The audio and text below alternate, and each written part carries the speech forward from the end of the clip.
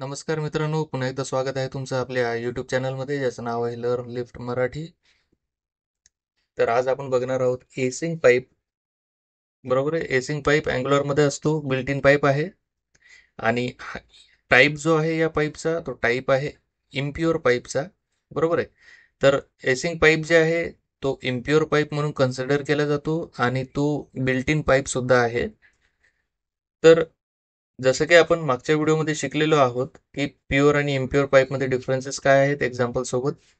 तर त्याच्यामध्ये मी तुम्हाला सांगितलं होतं इम्प्युअर पाईप जे आहेत ते कारणीभूत ठरतात मेमरी लिकेजसाठी. त्याच्यामुळे आपण ते जे पाईप्स आहेत ते यूज करू करू ऍक्च्युली आपल्याला करता येत नाहीत किंवा आपल्याला करू नका म्हणून अँग्युलर सांगतं. तर तुम्हाला प्रश्न पडला असेल तर एसिंग पाईप तर ऑलरेडी इम्प्युअर पाईपच्या कॅटेगरीमध्ये येतो, तर हा अँग्युलरमध्ये बिल्ट इन पाईप कसं काय आहे? बरोबर आहे. तर जेव्हा कधी आपण एसिंक्रोनस डेटा टेम्पलेटमध्ये दाखवतो, ठीक आहे, किंवा फ्रंट एंडचं जे ऍप्लिकेशन आहे आपण बॅकएंड सोबत जेव्हा एपीआय द्वारे कनेक्ट करतो, तर त्यावेळेस आपल्याला प्रॉमिस मिळतं. त्या प्रॉमिस किंवा ऑब्झर्वेबल आपल्याला मिळतं. तर आता कसं असतं की कधी कधी जेव्हा जेव्हा आपण त्या ऑब्झर्वेबलला किंवा प्रॉमिसेसला सबस्क्राईब करून ठेवतो, तर सबस्क्राईब केल्यानंतर त्या ऑब्झर्वेबलमध्ये किंवा प्रॉमिसमध्ये काही जर चेंजेस असतील झाले असतील फ्युचरमध्ये किंवा होत असतील काही वेळाने, लेटेस्ट व्हॅल्यू जर मिळत असेल आपल्याला, तर आपल्याला त्या ऑब्झर्वेबलला कंटिन्युअसली कनेक्टेड राहावं लागतं. ठीक आहे. तर जेव्हा कधी लेटेस्ट व्हॅल्यू मिळेल तर ती लेटेस्ट व्हॅल्यू जी आहे सबस्क्राईब केल्यानंतर तो ऑब्झर्वेबल जो आहे तो इमिट करतो. तर इमिट केल्यानंतर आता हे झालं एसिंक्रोनसचं. तर इमिट केल्यानंतर जी काही व्हॅल्यू आहे ती व्हॅल्यू आपण UI मध्ये शो करतो. ठीक आहे. तर याच्यासाठी आता हे जे आहे सगळे एसिंक्रोनसली आपण करतोय. बरोबर आहे. तर एसिंक्रोनसली करत असल्यामुळे तर एसिंक्रोनस डेटा जो आहे तो आपण डायरेक्टली टेम्पलेटवर दाखवू शकत नाही. तर त्याच्यासाठी आपल्याला एसिंग पाईपचा जो यूज आहे तो एसिंग पाईपचा यूज आपल्याला करावा लागतो. पहिला एक वे आहे. कोणता वे आहे? की आपण जो काही एसिंक्रोनस डेटा आहे त्याला सबस्क्राईब करून त्याच्यातला डेटा जो आहे तो इमिट केलेला आपण एखाद्या व्हेरिएबलला स्टोअर करून व्हेरिएबल जो आहे तो आपण टेम्पलेटवर दाखवू शकतो. तो एक वे आहे.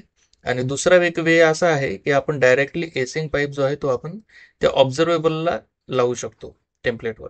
ठीक आहे. तर आपल्याला सबस्क्राईब करायची गरज नाही. आणि राहिला मुद्दा आता कोणता आहे मेमरी लिकेजचा. तर एसिंक्रोनस पाईप जो आहे तो मेमरी लिकेजला व्यवस्थितपणे हँडल करतो.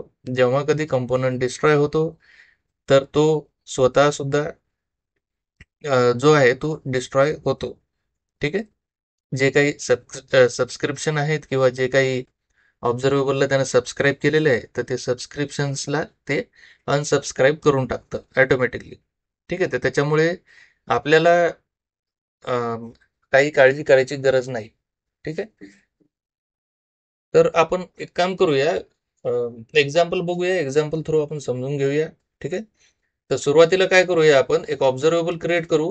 ठीक आहे. ऑब्झर्वेबल क्रिएट केल्यानंतर त्याला आपण सबस्क्राईब करू.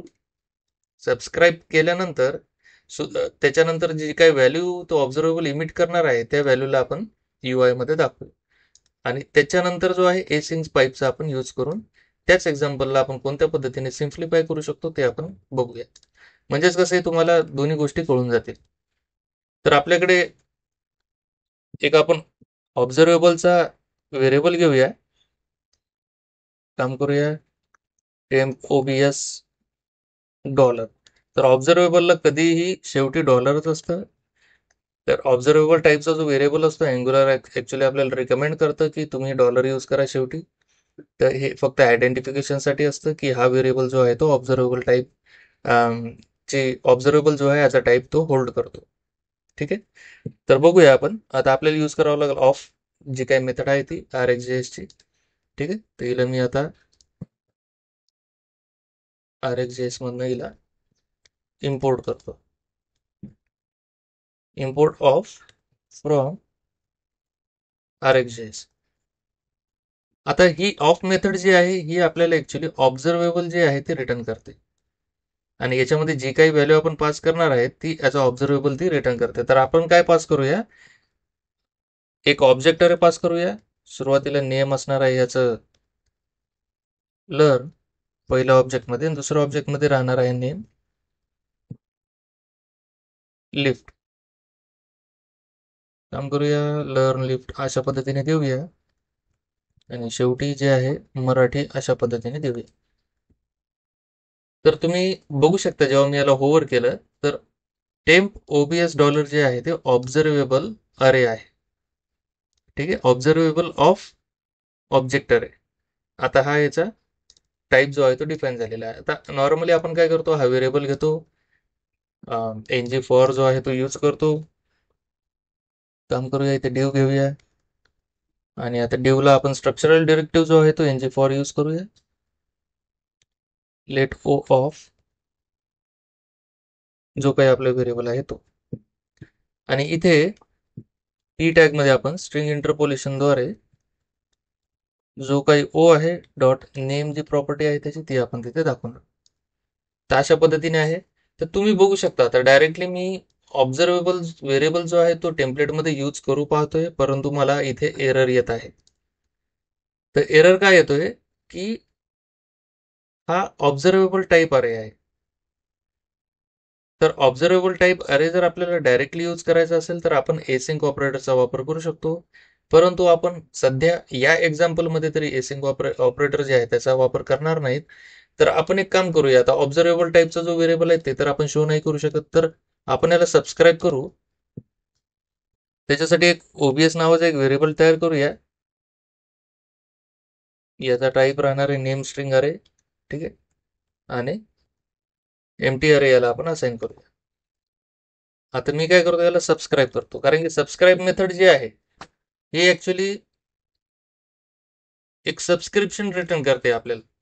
सबस्क्रिप्शन रिटर्न करते आणि हे जे सबस्क्रिप्शन आहे, जोपर्यंत हा ऑब्झर्वेबल आहे तोपर्यंत हे सबस्क्रिप्शन जे आहे ते सॉरी, जोपर्यंत सबस्क्रिप्शन आहे तोपर्यंत आपल्याला या ऑब्झर्वेबल मधला डेटा जो आहे तो आपल्याला मिळतच राहणार. तर आपण काय करूया आता, रिझल्ट किंवा ठीक आहे तुम्ही काही एक नाव देऊ शकता याला.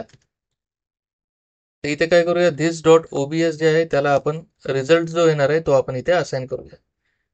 तर आपण काय केलंय आता, जेव्हा कधी या टेम्प ऑब्झर्वेबल जो आहे त्याला सबस्क्राईब केल्यानंतर त्यातला जो डेटा आहे, आता हा प्रॉमिस जो आहे जो जेव्हा रिझॉल्व्ह होईल, रिझॉल्व्ह झाल्यानंतर त्याला आपण सबस्क्राईब करून त्यातला डेटा जो आहे तो आपण या ओबीएस व्हेरिएबलला आपण असाइन केलेला आहे. तर आता टेम्प ओबीएसच्या जागी जर आपण ओबीएस लिहिलं तर तुम्ही पाहू शकता आता आता आपल्याला कोणतेच एरर जे आहेत ते येणार नाही. तुम्ही इथे बघू शकता खाली. मी याला जेव्हा सेव्ह करतो तर तुम्ही आता इथे बघणार आहेत की लर्न लिफ्ट आणि मराठी हे दोन्ही प्रिंट झालेले आहेत. तर आता काय प्रिंट झालेले आहेत, आता याच्यातला फरक काय आहे, तर आपण डायरेक्टली जे आहे ऑब्झर्वेबल, जसं की मी तुम्हाला सुरुवातीला सांगितलं होतं की टेम्पलेटमध्ये आपण दाखवू शकत नाही, आपल्याला कंपाईल टाइम एरर येतात. बरोबर आहे. आणि आपल्याला जर ऑब्झर्वेबल रिझॉल्व्ह करून त्याला सबस्क्राईब करून जी काही व्हॅल्यू येणार आहे ती व्हॅल्यू जर आपण घेतली तर ती व्हॅल्यू जी आहे नॉर्मल व्हेरिएबल सारखी ट्रीट होईल आणि ती जी आहे आपल्याला यूआय मध्ये दिसेल. तर आता ऍक्च्युअली यूज काय आहे एसिंग पाईपचा, बरोबर आहे. तर आता आपल्याला काय करायचं, सबस्क्राईब करायची गरज नाही. तर आपण ओबीएस डॉलर जो आहे ऑब्झर्वेबल जसाच तसा आपण यूज करूया वरती, आणि याला मला पाईप लावायचा आहे एसिंग. तर ज्या वेळेस मी हा एसिंग पाईप लावेल त्यावेळेस तुम्ही पाहू शकता एरर जो आहे तो निघून गेलेला आहे. मी जर याला सेव्ह केलं,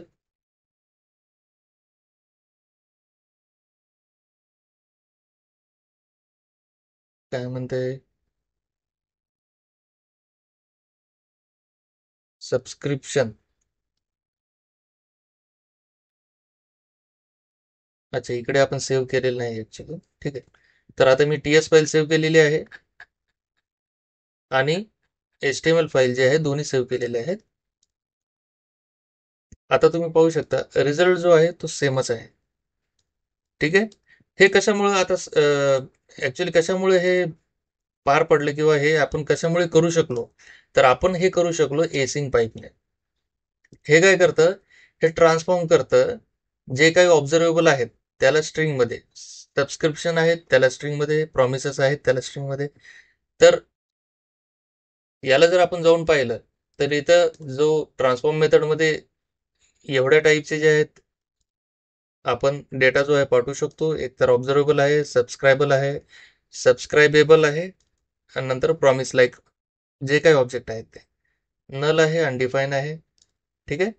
तर अशा पद्धतीचे आपण जे आहेत जे काही ऑब्जेक्ट आहेत ते आपण याला पाठवू शकतो. तर याच्यामध्येच आहे मेथड सबस्क्राईब पण आहे, याच्यामध्येच आहे डिस्ट्रॉय मेथड सुद्धा. जे काही चेंज डिटेक्शन सायकल आहे बघू शकता तुम्ही कन्स्ट्रक्टरमध्ये as a reference change detector ref सुद्धा इथे आलेला आहे. तर काय करतं हे मोस्टली जसं मी तुम्हाला सुरुवातीलाच सांगितलं होतं की चेंज डिटेक्शन जे आहे ट्रिगर करतं जेव्हा कधी या ऑब्झर्वेबल मध्ये आपल्याला जर एखादी व्हॅल्यू नवीन मिळाली असेल तर हे ऑटोमॅटिकली चेंज डिटेक्शन सायकलला ट्रिगर करतं आणि चेंज डिटेक्शन सायकल काय करते पुन्हा कारण की हा इम्प्युअर पाईप आहे बरोबर आहे तर इम्प्युअर पाईप असल्यामुळे पुन्हा या पाईपला कॉल करते आणि पुन्हा या पाईपला कॉल केल्यामुळे जी काही नवीन रिझल्ट आहे तो नवीन रिझल्ट आपल्याला इथे दिसतो. तर हे अशा पद्धतीचं आहे. आपण एक सिंपल एक्झाम्पल घेतलं होतं सबस्क्रिप्शनचं सबस्क्रिप्शन बेस्ड एक एक्झाम्पल घेतलंय आणि आपण डायरेक्टली जे आहे एसिंग पाईप आपण यूज करून सुद्धा आपण एक्झाम्पल पाहिलेले आहे. तर डायरेक्टली जर तुम्हाला एसिंग पाईप जो यूज करायचा असेल तर तुम्ही ऑब्झर्वेबल टाईपचा व्हेरिएबल तुम्ही डायरेक्ट तुम्ही HTML मध्ये घेऊ शकता टेम्पलेटमध्ये. पण जर तुम्हाला एसिंगचा यूज करायचा नसेल तर तुम्ही या ऑब्झर्वेबलला सबस्क्राईब करून जी काही व्हॅल्यू येणार आहे ती व्हॅल्यू एखाद्या नॉर्मल व्हेरिएबलमध्ये स्टोअर करून तो नॉर्मल व्हेरिएबल तुम्ही टेम्पलेटमध्ये यूज करू शकता. तर जे आपण इकडे केलेले आहे सबस्क्राईब करून ठीक आहे तर ते जे आहे हे एसिंग ऑपरेटर आपल्यासाठी करतं. इंटरनली तो सबस्क्राईब सुद्धा करतो जी काही व्हॅल्यू आहे ती घेतो आणि ती व्हॅल्यू इथे आपल्याला दाखवतो आणि त्याच्यानंतर जेव्हा हा कंपोनंट डिस्ट्रॉय होईल तर तेव्हा तो त्या सबस्क्रिप्शनला अनसबस्क्राईब सुद्धा करतो. परंतु आपण इथे जर एक्सप्लिसिटली आपण स्वतः मॅन्युअली जर सबस्क्राईब केलं इथे अशा पद्धतीने तर आपल्याला जेव्हा एनजी ऑन डिस्ट्रॉय जे असतं एनजी ऑन डिस्ट्रॉय जी मेथड आहे तर या मेथडमध्ये आपल्याला काय करावं लागतं this dot temp OBJ dot unsubscribe म्हणून आपल्याला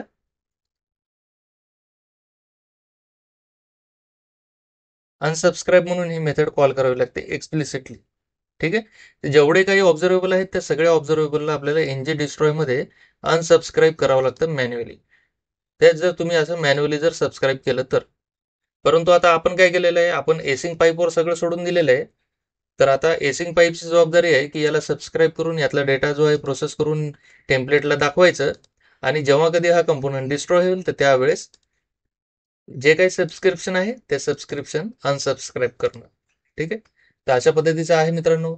एसिंग पाईप खूप महत्वाचा आहे. याच्याबद्दल तुम्हाला प्रश्न विचारतीलच. एसिंग पाईप जो आहे तो इम्प्युअर आहे तरी सुद्धा का आपण यूज करतो असा तुम्हाला प्रश्न येतो आणि जेव्हा कधी एसिंग डेटा हँडलिंगचा विषय येतो तर त्यावेळेस तुम्हाला एसिंग पाईप जो आहे तो तिथे आणि जर तुम्ही तो डेटा UI वर दाखवायचा असेल डायरेक्टली युजिंग ऑब्झर्वेबल तर तुम्हाला एसिंग पाईपचा वापर तिथे करावाच लागतो. तर अशा पद्धतीचं आहे. मला आशा आहे तुम्हाला कळालं असेल एसिंग पाईप आणि कळालं असेल तर तुम्ही व्हिडिओला लाईक करा, शेअर करा तुमच्या मित्रांसोबत आणि चॅनलला सबस्क्राईब करून बेल आयकॉनला क्लिक करायला विसरू नका. धन्यवाद मित्रांनो. भेटूया पुढच्या व्हिडिओमध्ये.